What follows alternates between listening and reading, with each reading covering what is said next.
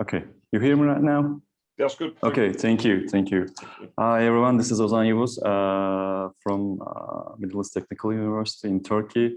Today I'm gonna talk about the paradigm of the Cameraless photography, basically artificial intelligence generated photographs.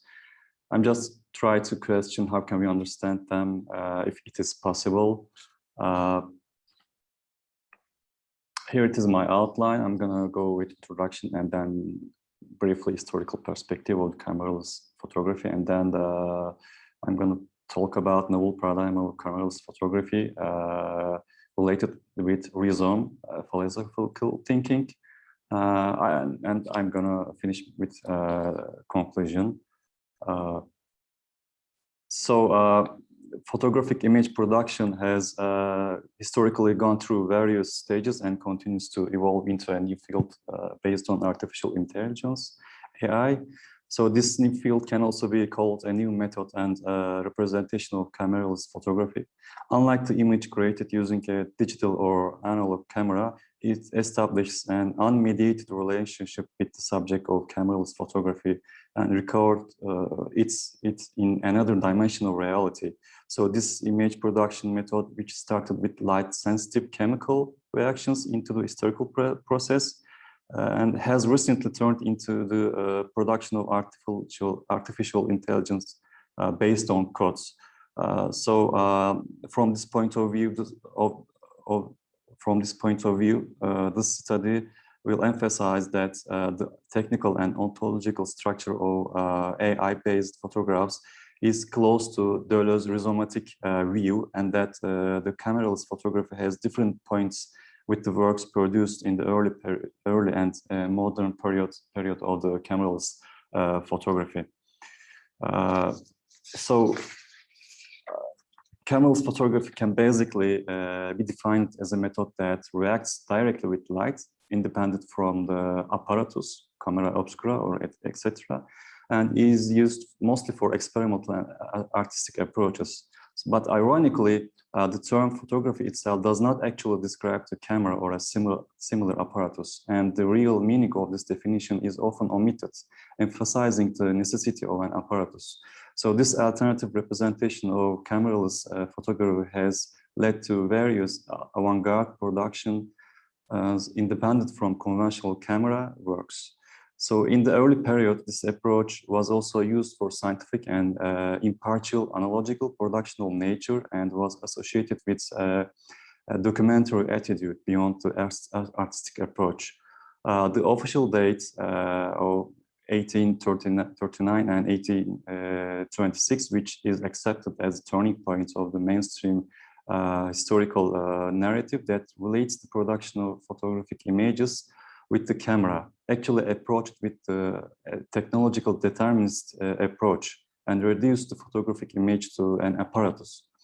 From this point of view, it can be said that cameraless photography have remained in the background in the story and development of the photography. However, it's known that the photographic image production began before the first camera models on which the camera obscura formed the basis. In this context, Schulze created the cameraless image, which is actually considered to the first photograph. The emergence of this first trial without camera, which can be included in the broad definition of photography, is actually an important development for the emergence of a more independent, experimental and avant-garde side of photography. So therefore, cameraless photography experiments in early stages often attempt to establish an analogy with reality. The photogram studies that Fox Talbot called photogenic drawing and applied with salted paper are among the first important applications in his book Pencil of Nature. The one-to-one scale relationship that the cameraless photography technique establishes with its object highlights it as an important method for scientific documentation. The cameraless fauna studies created by Talbot with contact printing give precise information about the scale of the object. So similarly, Anna Atkins documents the correct realities of the plants she observed with cyanotype, a kind of photogram technique in her book, Photographs or photographs of British algae, cyanotype impressions. The studies that emerged in connection with the techniques used were unique, original, and non-reproducible representations. In these studies, the negative method was not used and direct positive images of the objects were created. So in this sense, they have produced iconic and indexical meanings. So in modernist period, 20th century, it can be seen that avant-garde movements increased the use of cameraless photography in experimental studies, and photography began to separate as a unique field in the art history. Avant-garde studies, which are out of the traditional documentary and scientific approach, in order to make photography have an experiment and remained in the background in mainstream until the 60s. So in 56, Pierre Cordier invented the chemigram technique, transforming the cameraless photography into a different language of expression. Cordier exhibited 3 studies he made in 56 in Cologne, Potokina, naming them as chemophotogram. He theorized the technique, which he etymologically called writing with chemicals in his article in 82. Unlike the other cameraless methods, Cordier used a more abstract, interdisciplinary, and random method in his work. Cordier makes a statement that his method is beyond photography. The techniques are paraphotographic. They are more related to engraving, painting, lithography, and etc. than to photography itself. So the 60s were the year when photography began to take its place in the art community, and photography was rediscovered in the conceptual and experiment fields. As Krauss noted, in the 60s, photography moved from the merely reproductive to an independent artistic medium. So compared to early periods, development of cameraless photography has continued from an iconic and index-independent object-related representation method to an unrepresentable form that only references itself. So the avant-garde use of cameraless photography creates a representation beyond what is visible, not as we observe the daily life, but directly and unmediated contact with light and chemicals. So therefore, the relation or the representation that cameraless photography establishes ontologically with reality leads to different views in this respect. So that means that this is a kind of concrete photography. So concrete photography is a method that the medium only references itself away from representations and observations. Concrete photographs are narcissistic, according to Jagger, and egocentric. They see only themselves, absolute photographs. So Jagger definition is also the definition of modernist and pure photography, because abstraction, they abstract, they don't idealize the object. So it makes a full, it's not indexable, but it so references itself. So when we come to postmodern period, by the 80s, mixed approaches were used under the influence of postmodernism and digital technology, and cameraless photography was also affected by these methods. Multi and hybrid approaches of postmodernism generally used the method of appropriation, reinterpretation, and ready-made materials. So these methods dragged the cameraless photography technique to a freer and wider area by removing it from the chemical, analog, and darkroom process. So, for example, early works by Bradley Rubinstein, like this photograph, Untitled series, digitally inserted the dog eyes into the school yearbook portraits of children, shows the relationship between digital technology, visual truth, and conventional documentary of photography. So these works mainly show the postmodern approaches of loss of reality, fate, reference, and uniqueness that philosophically referenced to authors like Barthes, Lyotard, or Baudrillard. So with the effect brought about by the philosophical way of thinking, it can be seen that since the 2000s, the year, the digital application of cameraless photography has increased, and the source media has changed from analog productions to found images over the internet. Like these ones, Penelope Umbiko's works that appropriates images found using search engines and picture sharing websites, just shows the aesthetic pixels, bits, maybe voyeurism and criticizing objective reality. More contemporary ones like David Birkin in the Embedded series, using the photocoding language by interference with the coding system in the digital image JPEGs, and converts the image back into the visual form. So the use of coding languages with Photoshop and other image processing programs shows semi-autonomous cameraless approach in this context. So that is an approach in which the artist is not completely disabled, but changes the image depending on the specific software. So what change show us is a process in which the image loses its reference and index slowly. So it's a process of creation and criticism in which the relationship and the origin of the photograph with its object is questioned and put under pressure, as Foucault says, what is an author? So this is a critical strategy on the accuracy of documentary photography and of visual reality in general. So the strategy of cameraless photography is in line with this critical structure because it has a decentralized looking that will deconstruct the ideological approach of authority.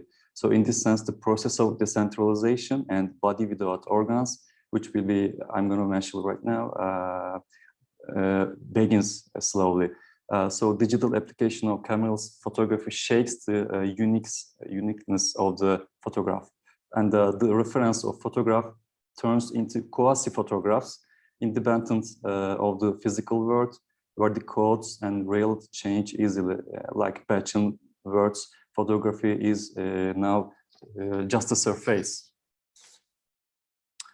So with the GAN generative adversarial networks, method was announced in 2014.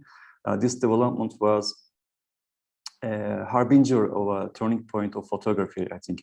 The coding system in the contents of GAN enables artificial intelligence to produce an infinite number of photos that it has learned by thinking autonomously.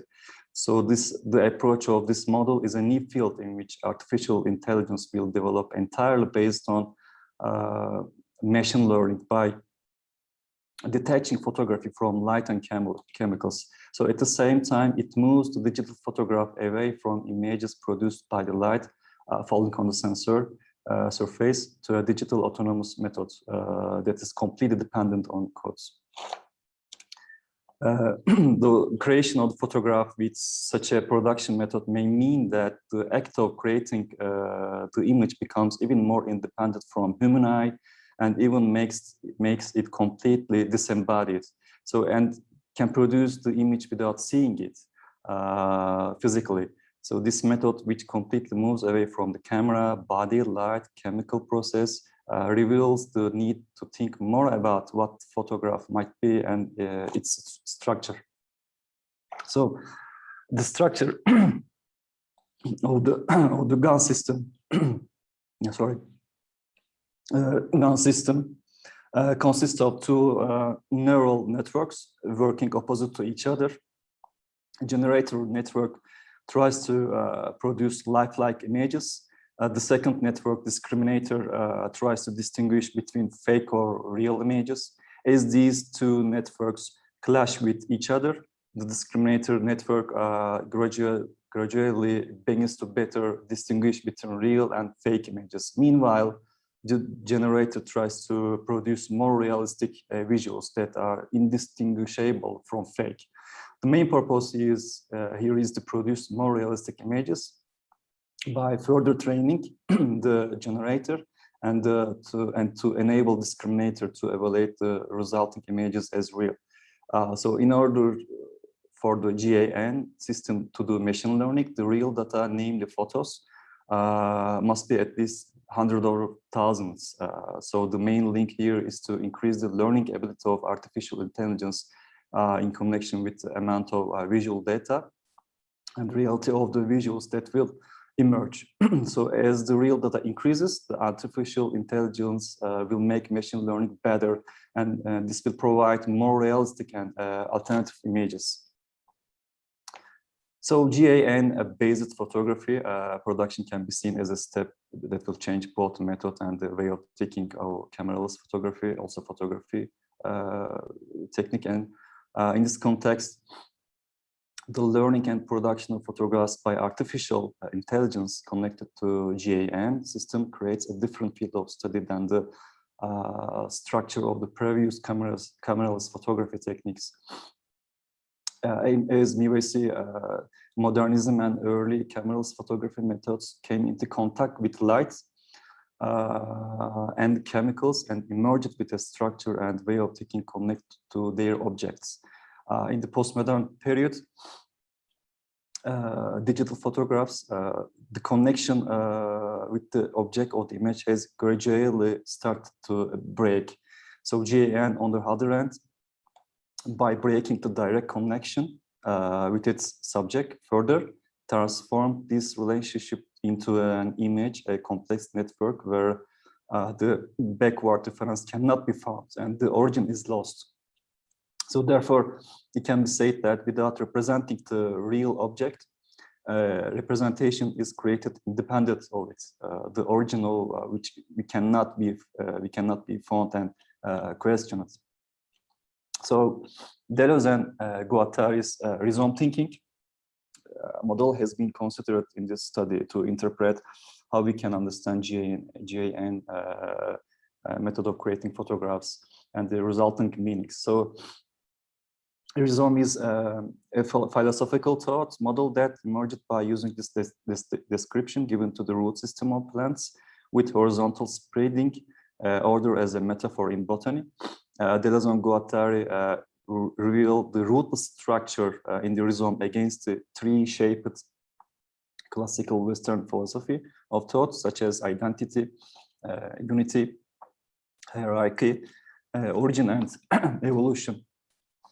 So the rhizome, on the other hand, is a non-hierarchical way of thinking that shows the features of being, horizontal spreading, and multiplicity. So the rhizome does not have a definite beginning and end, as opposite to tree structure having a beginning, root, hierarchically continuing and ending. So the tree moves by an evolutionary structure as roots, trunk, branches, and leaves, and moves along predetermined paths. Therefore, in the tree structure, where all links can be associated with the root, each link proceeds by referencing the previous one, and thus the origin represents the whole structure. As Foucault says, searching for such an origin is trying to find what has happened before, the same of an image that is completely suitable for itself. But on the rhizome, on the other hand, has an original structure that cannot be moved backwards with forked, broken, and reunited spreads. So therefore, it's a being that is structured in a heterogeneous state against a localized index and cannot be traced backwards.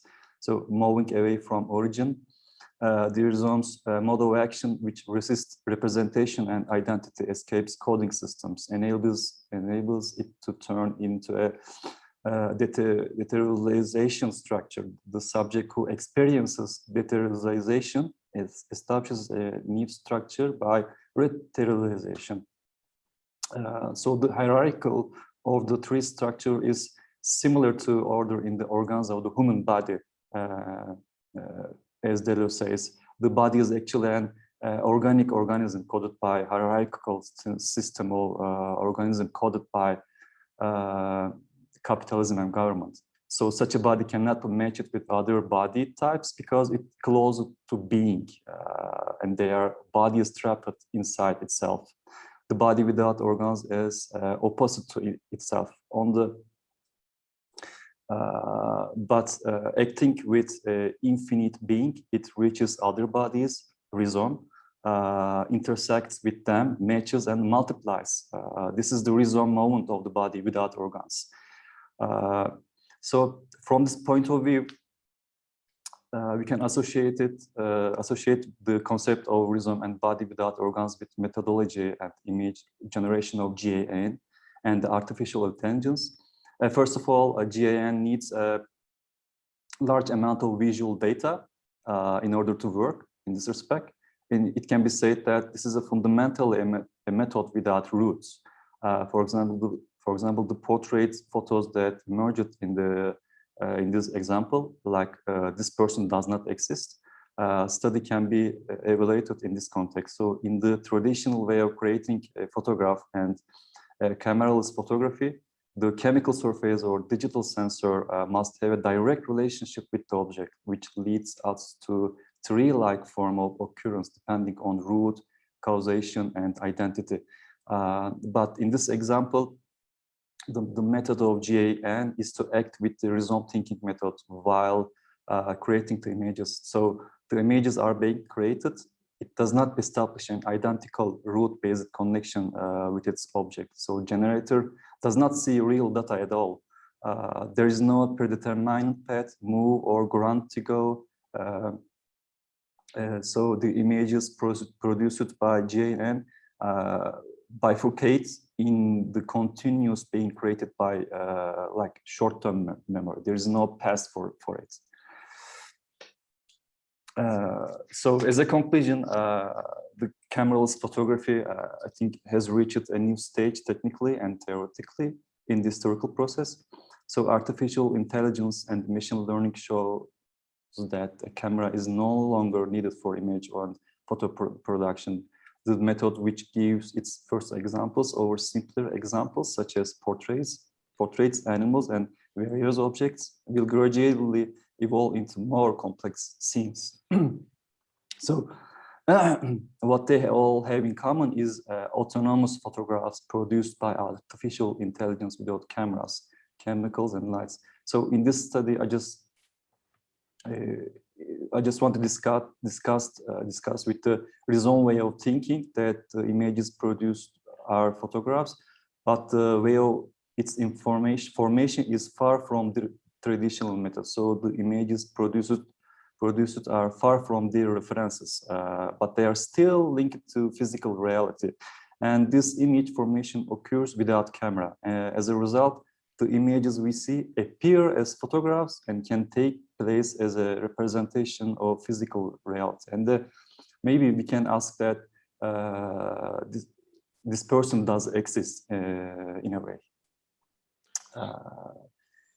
Thank you. Here are my references. Sorry for my pronunciation, maybe, and my excitement.